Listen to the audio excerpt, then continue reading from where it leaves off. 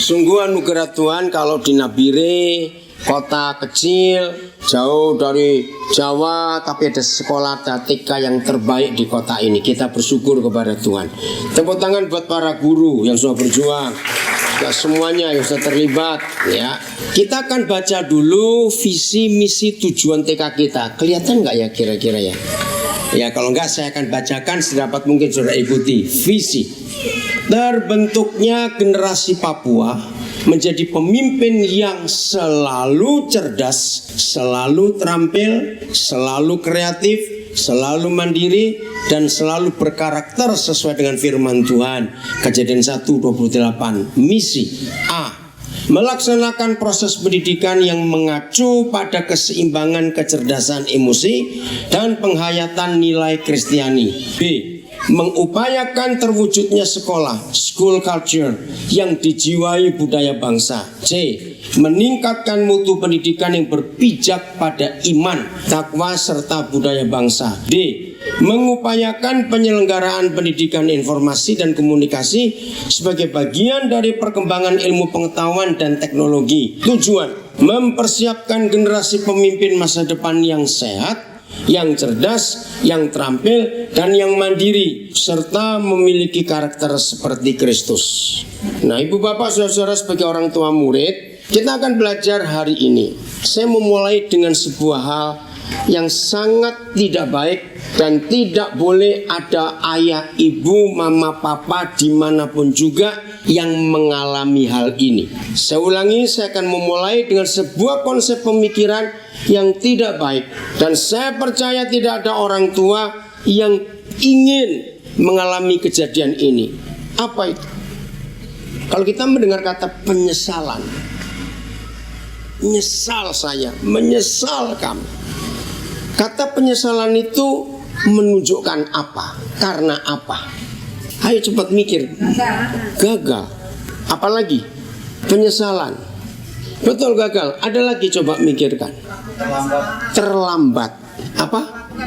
Melakukan kesalahan. Kelalaian. Betul semua. Yang berikut. Sebuah penyesalan itu bisa diulangi lagi nggak balik ke belakang? Bisa tidak?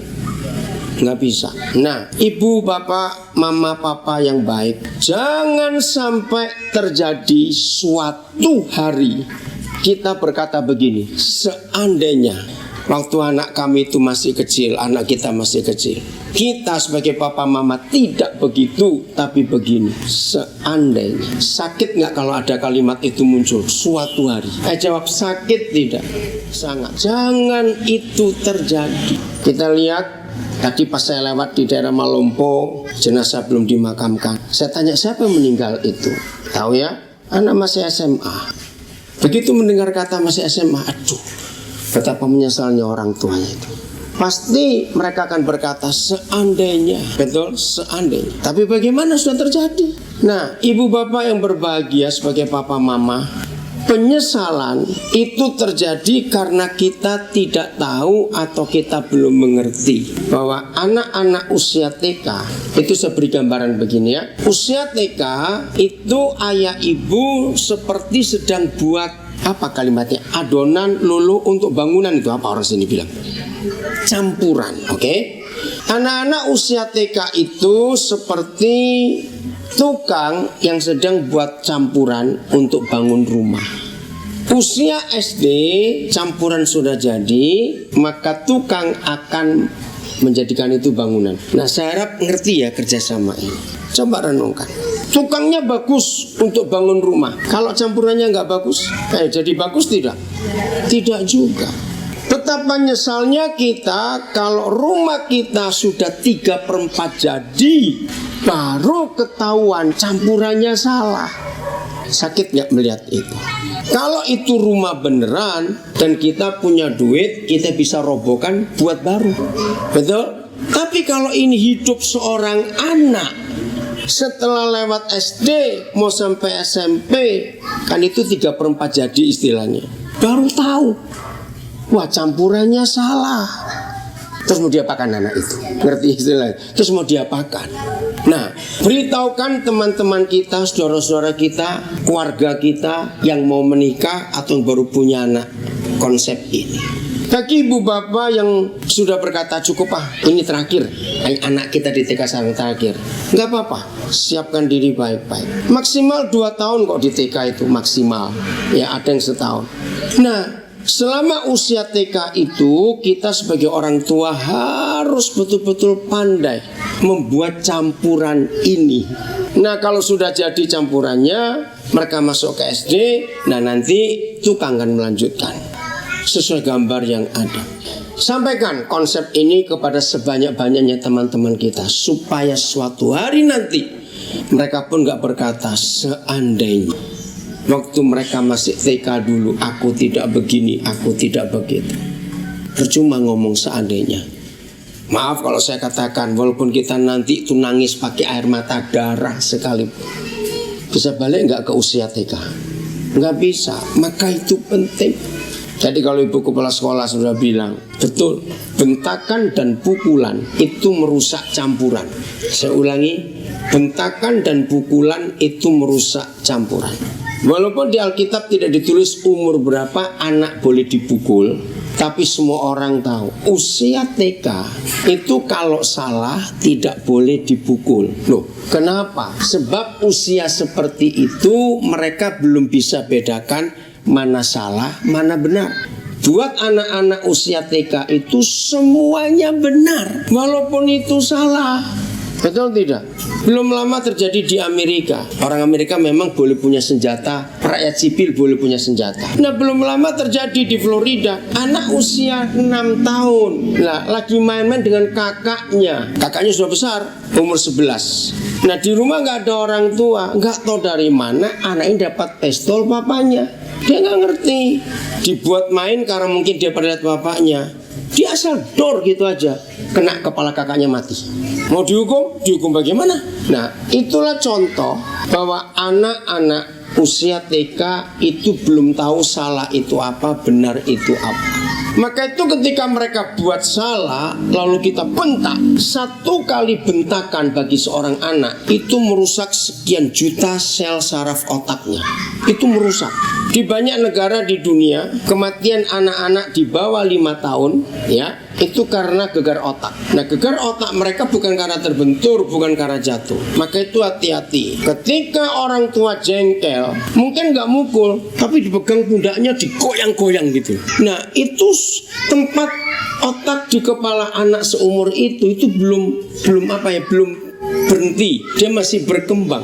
Maka itu kalau mereka digoyang terlalu lama, itu gegar otak. Kalau dia tidak mati, anak itu jadi idiot. Nah, itu harus hati-hati. Dari konsep itu secara fisik ya, susunan otak, letak otak anak seumur itu masih belum diam, karena masih bertumbuh. Istilah fondasinya belum kuat di otaknya ini. Maka itu kalau digoyang sebentar, dia akan jadi kacau. Secara rohani, spiritual juga begitu.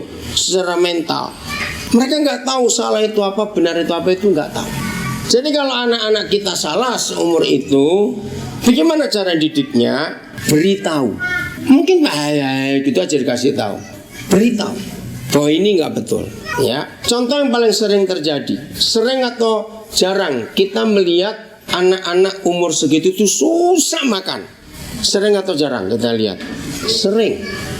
Nah, 100% penyebab anak-anak itu susah makan itu mamanya yang jadi biang keladinya. Loh, kenapa mamanya? Karena paksa anak itu untuk makan. Betul? Nah, karena anak-anak dipaksa untuk makan, maka buat mereka makanan itu, situ ibu ada tempat kosong sebelah sana. Maka buat mereka anak-anak seperti itu makan itu penderitaan. Betul tidak? Buat kita makan itu enak, tapi buat anak itu penderitaan karena dipaksa. Nah, perhatikan orang tua yang berbahagia, jam makan anak-anak itu beda dengan jam makan kita. Catat itu baik-baik. Anak-anak tidak perlu makan 3 kali sehari kayak kita. Tidak sama sekali. Jadi biarkan anak-anak itu kalau lapar minta sendiri. Nah, itu baru betul. Tapi ini seharian gak makan, gak mati, percayalah. Gak mati, serius. Biarin. Nanti mau tidur lapar pasti dia minta. Pokoknya jangan membuat anak-anak Makan itu penyiksaan, jangan buat itu. Apalagi sambil ngasih makan keliling ke tetangga. Itu salah besar.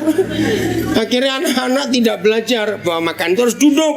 Nanti sampai gede makan jalan terus begitu dan nanti. Karena apa yang dilihat oleh anak-anak, sekali mereka lihat, sekali mereka dengar, itu susah keluar lagi di benaknya. Jawab ya atau tidak? Itu susah. Nah, ini bahayanya.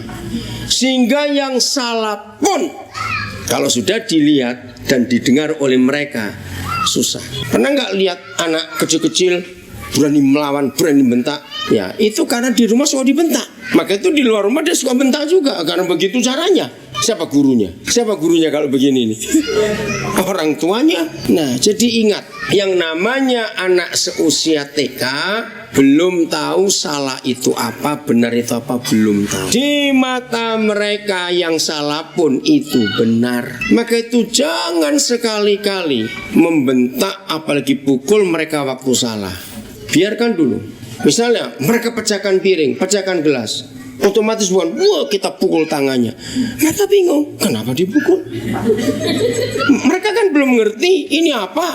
Nah, setelah diam sebentar, kita bersihkan, ya. Kalau perlu ya, ambil satu pecahan, goreskan ke jari kita, dikit aja. Begitu keluar darah, anak itu kaget. Nah, maka itu lihat itu, gara-gara kamu pecahkan ini, tangan mama berdarah. Percayalah sampai dia mati nanti usia tua, dia akan ingat. Jangan pecahkan gelas atau piring waktu makan, itu berbahaya. Ceritakan bagaimana kalau nenekmu lewat, kalau kakakmu lewat, terus nginjak ini, berdarah tidak? Mungkin dia nggak jawab, tapi itu akan masuk. Kembali masalah makan. Jadi biarkan anak-anak itu kalau nggak mau disuap mau makan sendiri. Nah, hampir semua orang tua nggak bisa, nanti kotor semua ini rumah ini.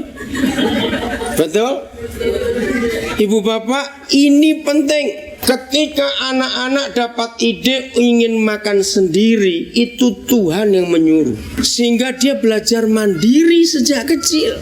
Jangan bangga kalau anak-anak kita makannya banyak karena disuap. Jangan bangga, itu anak gak akan bisa mandiri. Tapi banggalah kita orang tua kalau anak-anak bisa makan sendiri di usia kecil, walaupun berantakan. Harus bangga. Nah, caranya begini. Sebelum mereka makan, di mana mereka duduk, alas pakai tikar atau plastik atau apa saja, sejauh tangannya bisa melempar. Tujuannya apa yuk? Kenapa alas itu diberi? Iya, supaya waktu berantakan kita nggak perlu repot. Nggak apa-apa. Justru bagus kalau anak-anak saudara mau makan sendiri tanpa disuap. Walaupun nasi di kepala, di kuping, di hidung, di tempat minum, nggak apa-apa, biarin saja. Tangan kiri kanan, kotoran makanan, wah sudah nggak apa-apa, biarin. Kenapa dibiarin? Sebab mereka sedang bereksperimen. Apa kata lain bereksperimen? Buat percobaan. Dan lihat, kalau perlu di syuting, pasti tiap hari ada perubahan gaya makan dia. Dan itu lucu sekali. Besok dia sudah gede, suruh lihat lagi, ini loh kamu dulu masih kecil. Kira-kira mereka akan senyum-senyum sendiri enggak kira-kira? Nah, itu penting. Contoh, banyak orang tua marah, saya bilang jangan. Misalnya tangan lagi kotor, banyak makanan kotor kan makanannya sendiri, terus dicelupkan ke gelas minum, setelah itu diminum lagi. Jangan dilarang, biarin. Loh ya, buat kita kotor, buat dia tidak. Karena itu eksperimennya benar, biarin. Bahkan kalau suatu hari tanpa kita ketahui dia merusak sesuatu, jangan dibentak juga, walaupun kita rugi. Toh masih bisa beli lagi kok. Nah, terus tunjukkan. Nah, rusak sekarang bisa dipakai enggak? Tergantung apa. Misalnya radio dirusak, coba di setel lagi lah, nggak bisa bukan? Ini gara-gara kamu.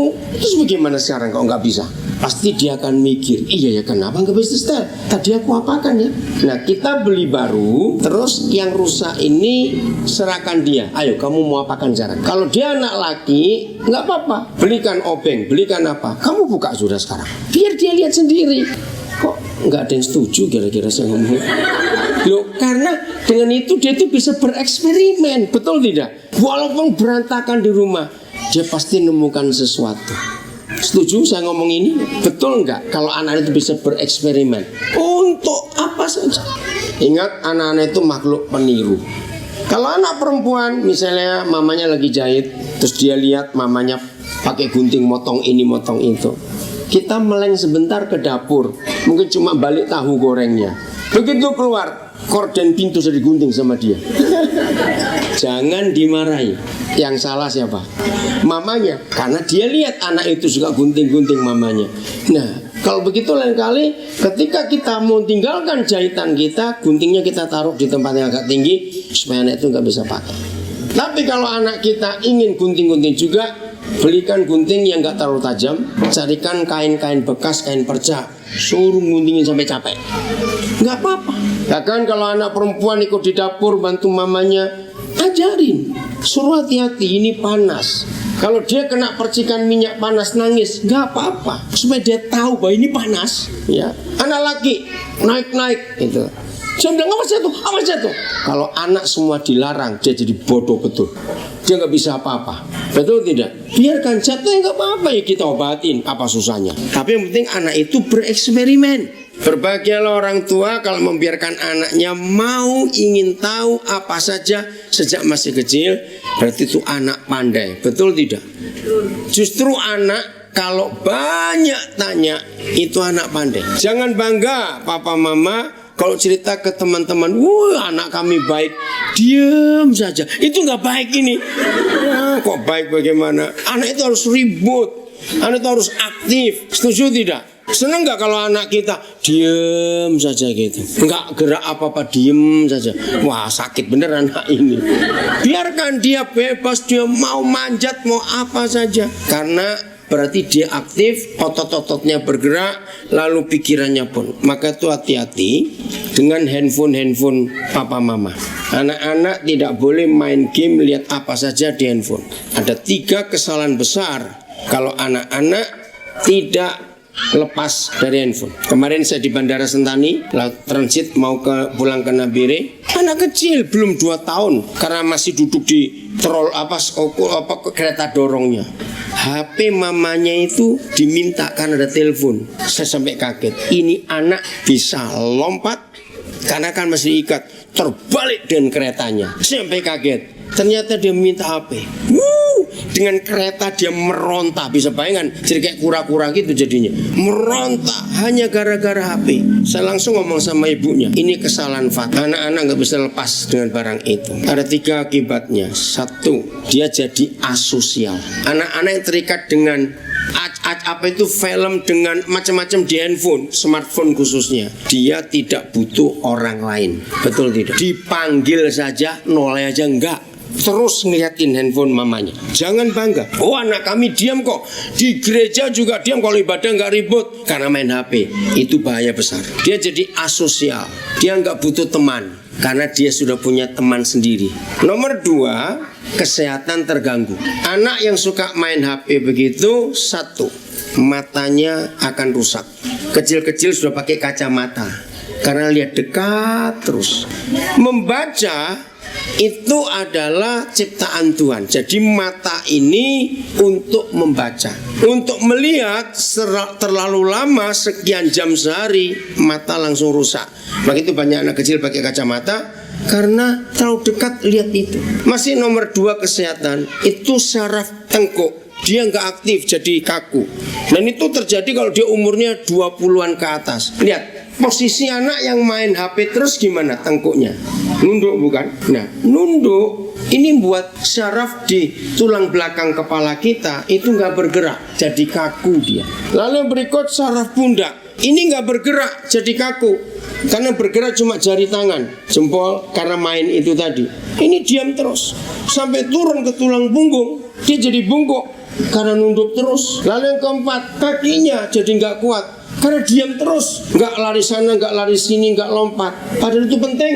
Kaki anak kecil itu harus bergerak. Nah, itu jahatnya handphone yang akan mengikat anak-anak kita. Jadi secara sosial anak itu jadi asosial, nggak punya teman karena nggak butuh teman. Secara kesehatan dia berbahaya. Yang ketiga, ini lebih lagi, anak itu jadi pemalas, nggak mau gerak, apa-apa duduk, dan itu berbahaya sekali. Maka itu ibu bapak harus hati-hati kalau anak-anak kita diam, kita lihat diamnya karena apa. Jangan sampai karena salah. Berbahagialah orang tua kalau diam anak-anak kita karena membaca.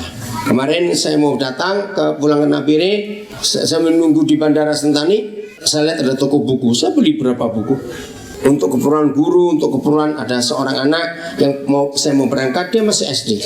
Waktu saya mau meninggalkan Nabire, dia bilang kok bisa belikan saya buku. Buku apa? Terserah. Nah, saya kemarin di Bandara Sentani mendapatkan buku untuk anak. Tadi malam saya tanya, kamu sedang suka? Berbahagialah orang tua kalau anak-anak kita suka membaca. Itu modal yang hebat, jauh lebih hebat daripada kita tinggalkan warisan ini, warisan itu. Tinggalkan warisan suka membaca, maka kita akan jadi orang yang berhasil mendidik anak-anak kita. Karena membaca itu menambahkan ilmu. Jelas ya? Itu yang penting. Nah, sampai di sini kita lihat ayat 1 dulu. Yesaya 48 ayat yang ke-19. Yesaya 48 ayat yang ke-19. Kita baca ayat ini. Yesaya 48 ayat 19. Siapa yang Tuhan maksudkan di akhir daripada kehidupan kita, apa yang masih tertinggal? Jangan kita kalau meninggal nanti meninggalkan warisan motor, mobil, tanah apa. Jangan. Anak-anak kita baik, tapi anak-anak mantu kita belum tentu baik. Betul tidak? Nah, maka itu jangan ninggalkan warisan harta benda. Nanti kalau kita meninggal mereka bisa bertengkar sendiri karena istri suami mereka kita belum kenal bagaimana keadaannya. Tapi tinggalkan warisan ini. Sudah? Yesaya 48 19. Ayo kita baca sama-sama yang Pak Alkitab. Tunggu ya. Ayo Yesaya 48 ayat 19. Ini yang jadi warisan yang terbaik untuk kita. 1 2 3. Maka keturunanmu akan seperti pasir dan anak cucumu seperti pasir dari banyaknya.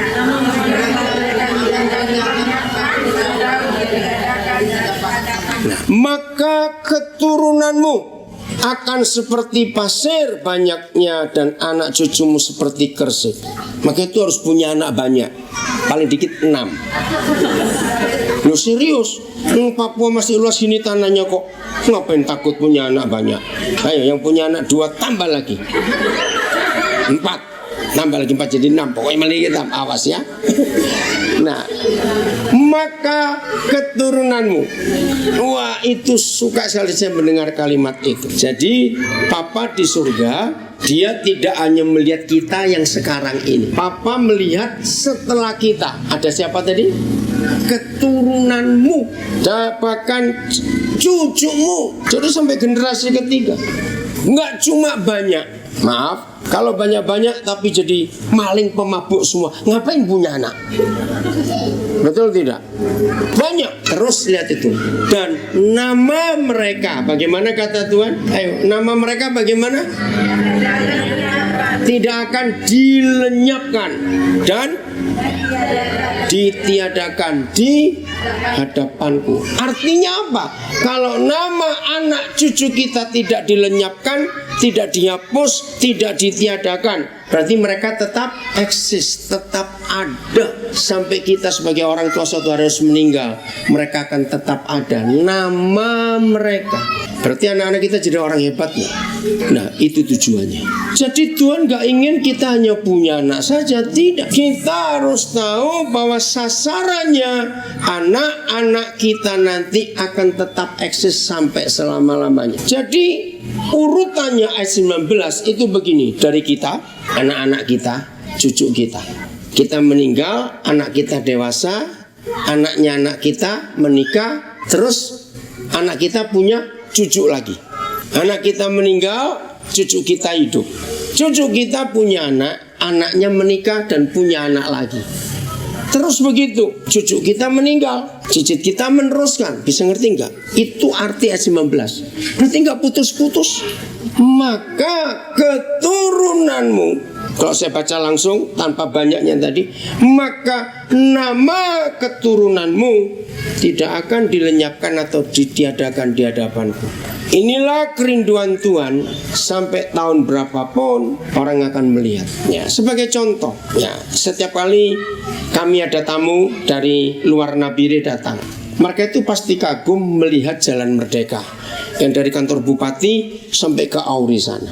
Ya, di Papua Nabire ini kota pertama yang sistem pembangunannya begitu terpadu dan begitu memudahkan rakyat. Luar biasa. Jadi kalau rakyat Nabire ingin urusan dengan pemerintahan, nggak perlu keliling ke kantor-kantor mana, semuanya terpusat.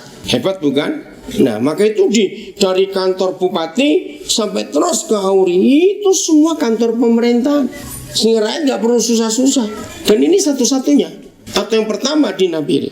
Nah, kalau orang melihat itu pasti tanya siapa yang membangun. Orang pasti ingat bupatinya Pak Andreas Sunarto waktu itu, yang punya ide begitu luar biasa. Kalau saudara masih ingat orang Ambon, siapa namanya? Pak Yopi siapa itu? Nah, dalam sejarahnya mobilnya Pak Yopi yang pickup itu yang warna merah itu mobil pertama di Nabire. Dan suka dipakai angkut-angkut, sekarang sudah tua mobil itu. Nah, ketika Pak Andreas Sunarto membuat jalan kembar selebar itu awal tahun 70-an, saya masih ingat pertama 93 kami suami istri masuk ke Nabire, orang cerita waktu itu para pejabat pemerintah masuk anggota dewan itu tertawa. Untuk apa dibuat jalan sebesar ini? Yang mau lewat siapa? Itu tahun 70-an yang lalu, awal 70-an. Sekarang sudah sempit itu jalan, betul? Nah, inilah bukti bahwa Pak Andreas Sunarto waktu membangun Nabire itu punya visi ke depan ini bagaimana. Walaupun belum ada apa-apa, mobil baru satu, tapi sudah dibuatkan jalan selebar itu. Nah, dulu waktu Pak Andreas Sunarto tata kotanya itu bagus. Dari Pantai Maf sampai ke Taman Gizi itu nggak boleh ada bangunan. Saya pernah ketemu Pak Andreas Sunarto waktu itu. Hotel Anggrek adalah hotel pertama yang dibangun di kota ini. Nah, Pak Andreas Sunarto melihat kota Rio de Janeiro. Itu ada pantai namanya Copacabana. Itu cantik sekali. Jadi nggak ada bangunan. Sepanjang pantai itu nggak ada bangunan. Supaya lihat laut. Aduh sayang. Dia turun diganti bupati berikut, dijual semuanya itu. Jadi bangunan seperti itu dulu nggak ada. Bayangkan dari Maf sampai ke Taman Gizi. Cantik gak kalau kita lihat Nabire tanpa bangunan itu? Nah, itulah visi yang jauh ke depan. Orang tua harus punya visi untuk anak-anaknya. Nah, visi orang tua untuk anak-anaknya bukan keinginan diri sendiri. Misalnya ada orang tua punya 6 anak, tadi saya ngomong 6 toh. Terus diatur, pokoknya anak pertama kau harus pilot, anak kedua kau harus polisi, anak ketiga kau harus dokter, anak keempat kau harus pengusaha, anak misalnya begitu. Nah, itu salah semua. Itu bukan visi tapi ambisi. Dan itu akan merusak hidup anak. Kenapa? Kita seringkali salah mengarahkan anak-anak kita karena kita melihat contoh sepupu kita, saudara kita, anaknya hebat-hebat loh. Wah, seandainya anak kita seperti itu, misal kita ngomong berdua ya, harus begitu. Rusak anak itu, kasihan. Nah, yang tahu visi hidup mereka siapa? Jawabannya, yang punya. Siapa yang punya mereka? Tuhan. Maka itu ketika anak kita masih dalam kandungan, kita sudah mulai berdoa, Tuhan, beritahukan kepada kami anak ini visinya apa yang Tuhan tetapkan. Berbahagialah orang tua kalau sudah tahu dari Tuhan, entah lewat mimpi, entah lewat perasaan, bisa Tuhan memberitahu anak ini jadi apa. Maka ketika mereka lahir, kita akan mengarahkan mereka ke sasaran yang mana. Itu namanya orang tua yang berhasil, yang tahu tujuan hidup anak ini mau kemana. Saya bacakan 2 ayat. Satu Yeremia 1 ayat 5. Kita lihat Yeremia 1 ayat 5. Jadi kerusakan anak-anak yang pertama karena kita tidak menyiapkan mereka sebagai campuran. Ingat ya, bahan bangunan ini. Nanti di SD maka guru-guru SD dan orang tua dia jadi tukang-tukang bangunan. Kesalahan yang kedua, kita salah mengarahkan anak-anak ini. Tidak seperti keinginan pemiliknya, tapi kita mencontoh teman kita, tetangga kita, saudara kita yang anaknya hebat-hebat. Oh, kami juga mau anak kami seperti itu. Nah, ini salah. Lihat ayat ini sudah. Yeremia 1 ayat 5 ada 3 fase dalam hidup anak-anak. Coba baca. 1, kalimat pertama bilang apa? Ayo baca. 1, 2, 3.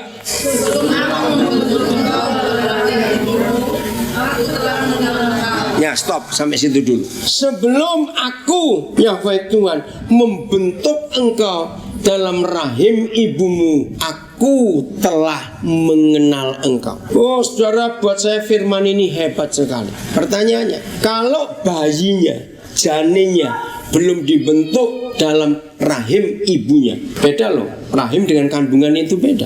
Ini hebat. Berarti papa mamanya anak ini sudah menikah atau belum? Sebelum aku membentuk engkau dalam rahim ibumu, aku telah mengenal. Ini bukan cuma untuk orang Kristen. Walaupun yang kita baca kitab suci agama Kristen, tapi bagi yang bukan Kristen, ini untuk semua manusia. Karena Tuhannya sama. Pertanyaannya lagi sekali, kalau anaknya belum dibentuk di rahim ibunya, berarti ayah ibunya sudah menikah atau belum? Belum. Itu saya kaget. Bagaimana orang tuanya belum menikah, Tuhan sudah kenal anak itu? Jawabannya, ya karena dia bisa buat. Saya beri contoh. Siapa yang pintar buat donat misalnya, baru bangun melek, masih di tempat tidur, ya belum bangun betul, masih di tempat tidur, punya ide, aku hari ini mau buat donat 200. Nanti aku mau belanja telurnya di toko ini, belanja tepungnya di toko ini, belanja gula toko ini. Terus bayangkan nanti 200 aku bagi-bagi. Yang 5 kasih situ, 10 kasih sana, yang 20 kasih situ, bagi semuanya. Pertanyaannya, donatnya sudah ada atau belum waktu mikir itu? Tuh, bagaimana donat belum ada? Sudah ngatur mau belanja di situ, nanti kasih siapa? Jawabannya, bukan sudah tahu, salah. Jawabannya, karena bisa buat. Susah bener. Betul? Karena saudara bisa buat. Misalnya, ada orang, padahal belum bangun, ke pasar aja belum. Jangan lagi ke pasar, bedakan aja belum, masih di tempat tidur kok. Bisa nggak orang itu punya ide, aku mau buat 1000 donat hari ini. Yang 1000 aku lempar-lemparkan ke OYH, ke laut, kemana? Urusan siapa? Siapa mau melarang? Ada yang ngelarang nggak? Enggak. Kenapa nggak ada yang ngelarang? Enggak, duit-duitnya sendiri kok. Terserah dia mau ngapain barang itu. Oke? Nah, kalau kita bisa buat sesuatu sebelum ada barangnya, bahkan kita sudah punya ide akan begini. Bahkan ketika donatnya belum ada, tepungnya aja belum ada, orangnya masih di tempat tidur. Bisa nggak? Ibu ini sudah punya ide, yang 10 donat aku akan model gaya babi, yang 20 donat aku model gaya ayam. Bisa nggak dia buat begitu? Bisa, urusan dia mau buat gaya apa saja, model apa saja. Nah, kalau Tuhan, orang tuanya belum menikah dari anak-anak itu, Tuhan sudah kenal anak itu, lebih bisa nggak? Lebih bisa. Manusia aja bisa buat rencana sebelum barangnya ada. Betul ya? Nah, inilah fase pertama dari semua hidup. Bahkan kita yang sudah tua-tua sekarang di sini sudah punya anak, kita pun begitu. Waktu ayah ibu kita belum menikah, Tuhan sudah kenal siapa kita. Hebat. Fase kedua. Lihat kalimat berikut, 1, 2, 3. Ya.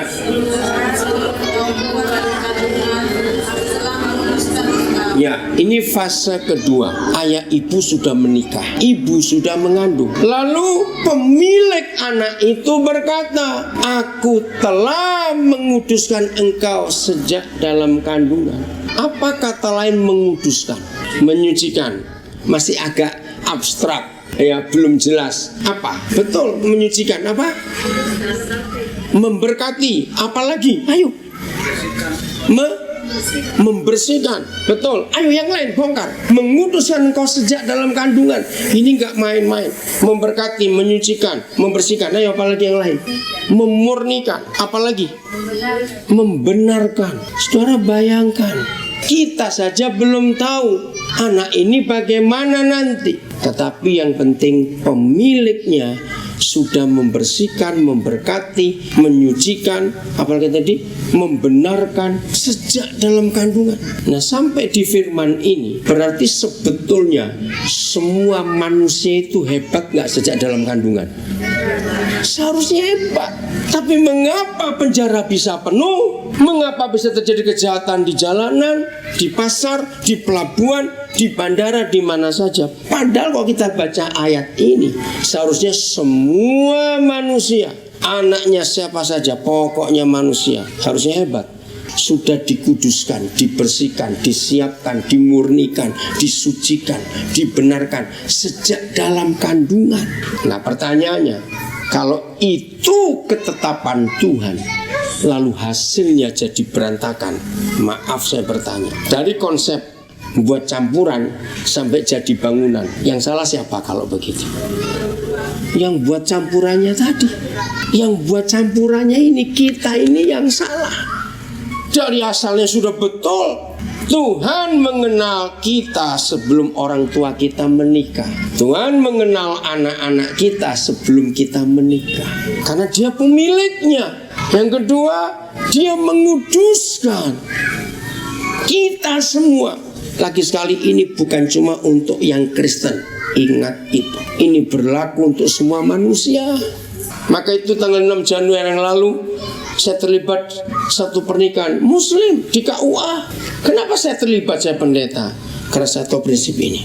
Dan saya pesan kepada mereka, ingat ya, kalau nanti kamu hamil, ingat ini. Saya bacakan firman ini. Walaupun mereka Muslim, karena kitab suci ini gak cuma untuk orang Kristen, setuju? Kalau kita sudah baca sampai di sini, untuk semua orang, gak apa-apa. Saudara, jadi ini luar biasa. Dikuduskan sejak dalam kandungan. Wih, berarti anak itu hebat semua. Kita yang salah, membuat campurannya ini salah. Lalu kita serahkan ke tukang yang salah. Maka itu ingat, jangan sampai ada kata, aduh seandainya. Setelah anak kita umur 20-an, aduh seandainya. Ini yang kita harus tahu. Ini berapa hari ini betul-betul kami gak tahu perasaan kami bagaimana. 4 tahun yang lalu di Nabire datang seorang yang bukan orang Nabire, cari kerja di sini. Akhirnya dia kerja. Nah, orang ini kami gak kenal, tapi dia cerita keluarganya berantakan. Anaknya 2, dia gak pernah lihat lagi. Dia lihat terakhir anak pertamanya waktu umurnya hampir 4 tahun. Anak keduanya di bawahnya lagi, mungkin hampir 3 tahun. Nah, gak tahu bagaimana ceritanya. Saya gak bisa cerita detail, tapi pokoknya minggu pertama Januari menjelang minggu kedua, kami suami istri bisa ketemu anaknya orang ini yang pertama. Kaget. Nah, dia nggak tahu bapaknya itu di mana. Ringkat cerita, saya beritahu kepada orang ini. Dia kaget. Dia mana bisa ketemu? Kami pun nggak tahu itu jalan Tuhan. Nah, minggu yang lalu, tanggal 21 hari Sabtu, baru minggu lalu, saya bilang pada dia, kamu ingin ketemu bapakmu nggak? Oh iya dong. Tapi saya nggak tahu kalau ketemu bagaimana ya. Terus saya tanya, sampai kamu umur 4 tahun, apa yang paling kamu ingat? Aduh saudara, itu menyedihkan. Satu-satunya ingatan yang dia ada dengan bapaknya, waktu umur 4 tahun dia ditendang bapaknya. Aduh, saya mau ngomong apa?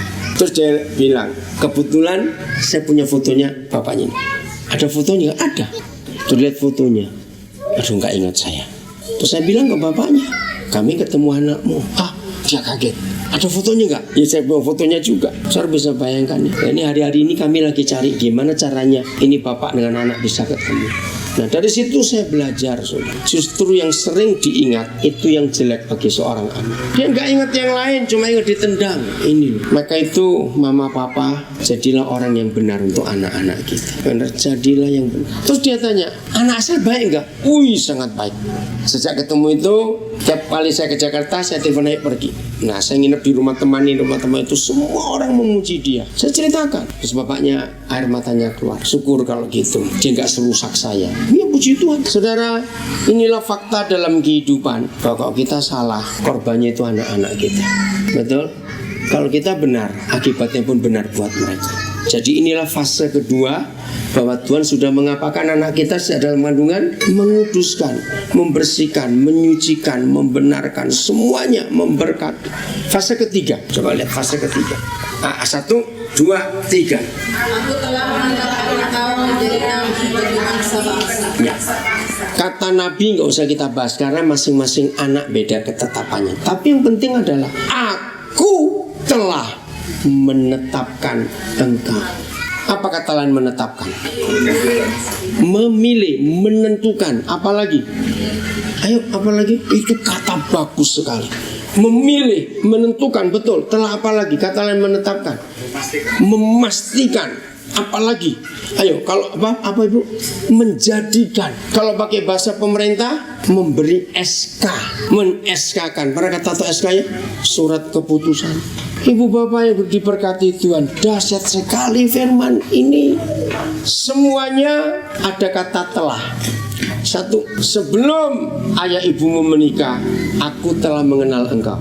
Dua, setelah kita menikah, istri hamil, Tuhan telah menguduskan. Yang ketiga ini dahsyat. Begitu anak itu lahir, langsung ada SK dari surga. Anak ini jadi apa? Dahsyatnya. Itulah Tuhan kita. Tapi wilayah kerjanya itu yang hebat. Dan aku menetapkan engkau jadi ini di mana kerjanya, baca lagi, di bangsa-bangsa. Apa arti kata di bangsa-bangsa? Kalau istilah bisnis, go internasional. Jadi anak-anak kita sejak dilahirkan itu sudah punya SK bahwa wilayah kerjanya nggak cuma Indonesia tapi internasional. Bangga nggak kalau kita melihat fakta ini? Apa yang muncul di benak saudara sebagai orang tua setelah tahu bahwa Tuhan itu sedahsyat itu dalam ngurus kandungan sampai jadi manusia? Hebat nggak? Nah, saya harap bagi yang sudah nggak pengen punya anak, setelah dengar firman ini pengen punya anak lagi. Loh, betul tidak? Siapkan untuk jadi yang hebat loh. Ayo, kira-kira senang nggak kau dengar ini? Ayo kita jadi benar mulai dari bagi orang tua. Nah, jangan lupa masukkan ketika sekian glory lagi nanti. Amin. Ayo, sampai di sini ada yang mau tanya? Ayo, ada yang mau tanya sampai di sini? Silakan. Ini waktunya kita diskusi. Kenapa? Oh, nggak apa-apa, makasih. Minumnya nanti biasa, karena terlalu semangat jadi sampai keselak. Ada yang mau tanya sampai di sini? Bener hebat loh anak-anak itu kalau kita lihat firman Tuhan ini. Maka itu kami suami istri nggak takut punya anak. Walaupun nanya orang lain kami urus. Kami akan siapkan mereka baik-baik. Ayo, ada yang mau tanya sampai di sini? Ya, silakan Ibu. Ntar pakai mikrofon supaya bisa didengar yang lain. Oh, tes, ada suara. Oh, kasih kesan. Iya, silakan. Siapkan pertanyaannya. Ini bagus sekali. Ya, terima kasih atas kesempatan yang beri. Saya tadi disebut Mama Tina. Ya, namanya Hizkia. Nah, saya mau bertanya soal makan tadi, Bapak. Oh iya. Iya, dan di situ.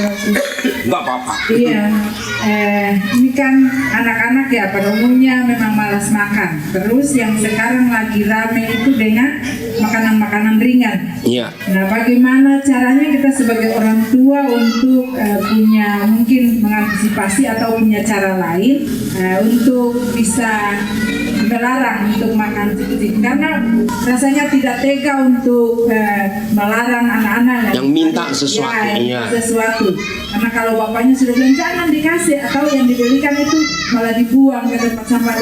Miris rasanya hati orang ibu itu untuk anak dia sudah mau makan malah diambil seperti itu kan dibuang. Iya. Bagaimana kira-kira sikap seorang ibu untuk bisa mengatasi? Ya. Terima kasih. Jawabannya, berbahagialah orang tua yang membiasakan anak-anak sejak kecil tidak suka makan gorengan-gorengan. Saudara, semua makanan gorengan itu merusak kesehatan. Sungguh, saya bersyukur karena orang tua kami dulu miskin, sehingga beli minyak itu barang mewah.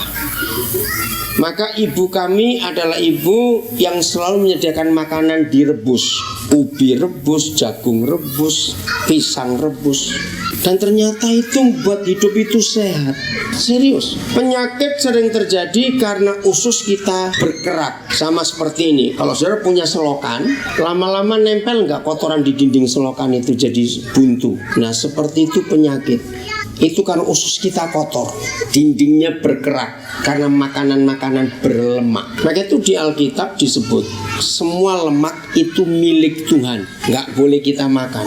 Jadi jangan membiasakan anak-anak kita makan gorengan-gorengan, itu nggak sehat, merusak. Maaf, saya cuma cerita. Ini Tuhan yang luar biasa. Juga karena saya punya istri yang hebat juga menjaga cara saya makan. Nah kan tahun ini saya umur 61. Kalau orang melihat nggak mungkin saya jalan masih gesit, itu karena makanan itu tadi. Jadi harusnya bersyukur kalau punya suami yang tegas pada anak-anak. Kalau mamanya memberi makanan sampah dibuang ke sampah, memang tempatnya di sampah makanan sampah. semua snack yang dijual, ya, semua itu tidak sehat. Nomor 1, pengawetnya banyak. Nomor 2, vitsinya banyak. Maka itu di lidah itu enak. Jangan bangga orang tua kalau anak kita diam. Tadi saya katakan diam karena main handphone. Kedua, diam karena makanan-makanan yang tidak sehat. Jangan bangga, itu merusak mereka. Nah, untuk mengantisipasi, untuk mengarahkan, mengalihkan perhatian anak-anak dengan makan makanan snack, itu tadi, dari mulai sekarang biasakan makanan yang direbus. Itu jauh lebih sehat. Nggak pakai pengawet, nggak pakai apa. Kalau ke sekolah, biasakan bawakan ubi rebus, jagung rebus, pisang rebus, keladi rebus. Bawakan itu. Itu lebih sehat. Supaya mereka juga memberitahu teman-temannya bahwa makan-makan itu tidak sehat. Ya. Nah, anak-anak yang malas makan, salah satu kesalahan kita terlalu banyak memberi yang manis-manis. Coca-Cola, soft drink, itu sangat tidak baik untuk lambung anak-anak. Minuman-minuman itu gulanya tinggi sekali. Maka itu kalau anak-anak umur segitu jam 6 sore dikasih minuman yang manis, itu nggak tidur sampai jam 10. Sebab energinya tambah, dia kuat. Nah, anak-anak yang suka makan manis, dia nggak mau makan yang lain karena sudah kenyang. Nah, berarti yang salah kita, yang bodoh kita, karena kita salah mengarahkan makanan mereka. Ya, jadi Sultan Jerusalem ya sudah, ayo punya anak satu lagi. Kita didik dengan cara yang benar. Enggak apa-apa toh. Jelas ya Ibu, jadi harus tahu anak-anak itu makannya harus yang direbus. Awas yang suka jajan gorengan-gorengan, awas, itu nggak sehat untuk anak-anak. Efeknya nanti 20 tahun kemudian. Ya, ada lagi yang mau tanya? Ayo sambil mikir. Ayat berikut, Mazmur 127, ayat yang ketiga dan keempat. Mazmur 127 ayat yang terakhir, Mazmur 127 ayat yang ketiga dan yang keempat. Ada terjemahan yang salah di Alkitab bahasa Indonesia, kata lelaki coret. Itu salah besar. Nah, ayat 3 kita baca sama-sama. 1, 2, 3. Loh, ayo. Ya, 1, 2, 3. Nah, gak usah lelaki dibilang ulang. Anak-anak itu saja. 1, 2, 3. Sesungguhnya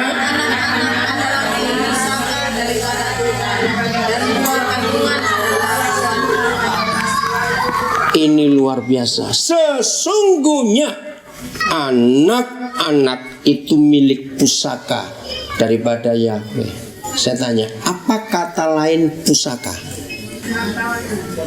Harta warisan. Apalagi kurang tepat, bukan harta warisan. Pusaka itu nggak harus warisan.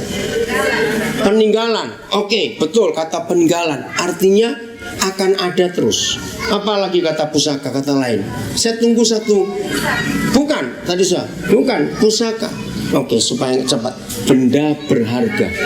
Nggak mungkin kalau cuma cobek disebut pusaka. Ganjal pintu bilang pusaka, apaan? Kalau itu emas ya pusaka, betul. Jadi kata pusaka itu adalah yang berharga. Anak-anak itu berharga tidak? Sangat berharga kalau kita didiknya dengan benar. Tapi kalau didiknya salah, maaf, berapa banyak anak-anak jadi sampah masyarakat. Ngerti kata itu? Menyedihkan bukan? Bukan lagi pusaka. Kalau pusaka itu akan dipuji-puji, akan dibanggakan, akan dilihat orang. Ayo kita jujur, bagaimana anak-anak kita hari-hari ini? Pusaka atau sebaliknya? Yang kedua, buah kandungan itu upah. Kata itu nggak tepat. Kalau kata upah seperti rendah, salah besar. Yang betul adalah buah kandungan itu hadiah terbaik. Itu kata yang tepat, bukan upah. Hadiah terbaik. Dari siapa? Dari Tuhan kepada orang tua. Nah, kalau kita dititipi pusaka, bisa nggak kita buat seenaknya? Letakkan sembarangan, kita nggak jaga, bisa nggak? Tidak. Kita harus jaga baik-baik pusaka itu, karena ini benda berharga. Maka itu ibu bapak sampaikan ibarat teman-teman kita. Ayat 4, 1, 2, 3.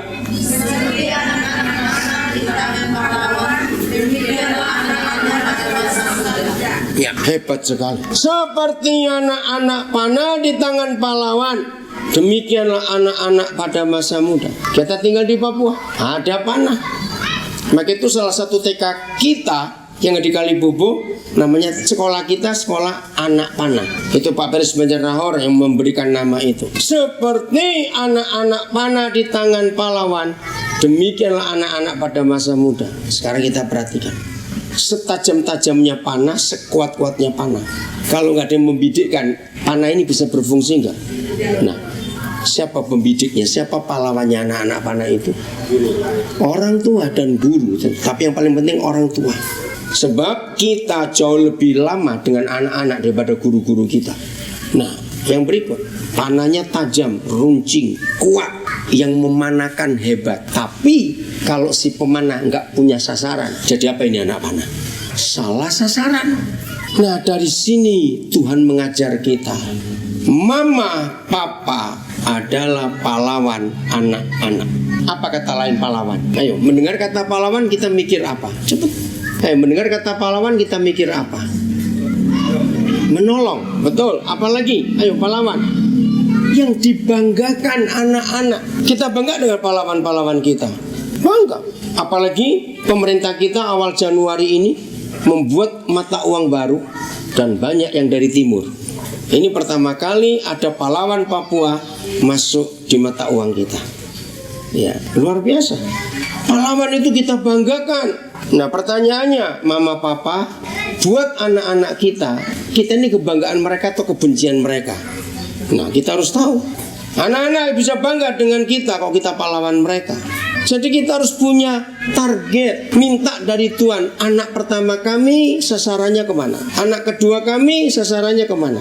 Anak ketiga kami itu kemana? Kita harus tahu. Jangan ikut-ikutan. Oh, tetanggaku anak panahnya orang ke sana, kita ke sana. Belum tentu anak itu cocok ke arah sana. Maka itu kita harus tanya kepada Tuhan yang punya anak-anak itu, Tuhan maunya kemana sasarannya ini. Jelas ya? Maka ayo mulai hari ini kita menjadi seperti tukang bangunan sedang mengaduk campuran. Betul? Karena usia TK. Kita menjadi orang tua yang tahu arah anak-anak ini kemana. Kita jadi pemanah-pemanah buat anak-anak panah kita dan seterusnya. Supaya suatu hari nanti tidak ada lagi di antara kita berkata setelah anak kita umur 20-an, seandainya waktu mereka masih kecil dulu. Aduh, jangan sampai itu terjadi.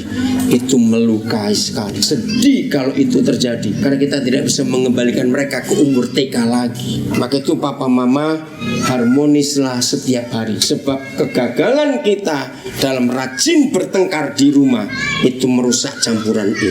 Betul? Stop pertengkaran. Sekali anak-anak melihat kita bentak-bentakan, langsung rusak hidup mereka. Betul tidak? Sekali aja kita lihat, mereka lihat kita bentak istri kita, istri bentak suaminya, hancur anak itu. Apalagi kalau mereka lihat kita bertengkar, apalagi sampai pukul-pukulan. Aduh, jangan itu terjadi. Tapi itu nggak bisa dihindari, namanya pernikahan. Nah, saya punya 3 tempat untuk ayah ibu bertengkar. Silakan milih. 1 di kuburan sebelah sini. Jadi kalau mau bertengkar, carilah kuburan. Sebab yang di situ nggak dengar, betul? Nggak apa-apa, kita nggak boleh munafik. Kalau lagi nggak suka, ayo kita keluar dulu, cari kuburan sana. Janji ya? Saya percaya sebelum ke kuburan sudah tertawa sendiri, karena lucu. Nomor 2, gimana kalau mau bertengkar? Cari pantai, pinggir pantai sana. Nggak ada orang dengar karena ombaknya kencang. Nomor 3, di Taman Gizi. Jadi yang ketiga, cari lapangan kalau mau bertengkar. Pokoknya jangan di depan anak-anak. Kan baik bukan? Dari mana saya belajar ayat ini? Dari Efesus 4 ayat yang ke-26 dikatakan kalau marah, marahlah. Disuruh marah, tapi jangan sampai matahari terbenam, belum selesai amarahmu. Jadi boleh marah kalau sudah menikah, nggak apa-apa, tapi bukan untuk diteruskan. Ya, ada seorang hamba Tuhan memberi resep bagus yang rajin marah. Di setiap tempat di rumah yang strategis, siapkan botol minum. Begitu mau marah, cepat tegak, tapi jangan ditelan. Jadi tetap di mulut airnya. Bisa jawab nggak? Nah, nanti yang marah tertawa. Ngapain kamu begitu? Terus mukanya lucu kan? Kalau lagi bunuh air mulut. Oh, itu resep bagus sekali supaya anak-anak kita bahagia. Maksudnya kalau sebelum marah, mau marah nggak sampai ke kuburan, nah pakai air aja di rumah. Nah, Kok gitu kan tertawa, nanti kesemprot nanti yang satu. Oke, mau berubah mulai hari ini? Mau siapkan jadi pencampur adonan yang bagus untuk bangunan? Jangan sampai kita berkata seandainya. Tuhan memberkati kita semua. Jadilah orang tua yang hebat, kerjasama dengan guru-guru di sekolah. Ya.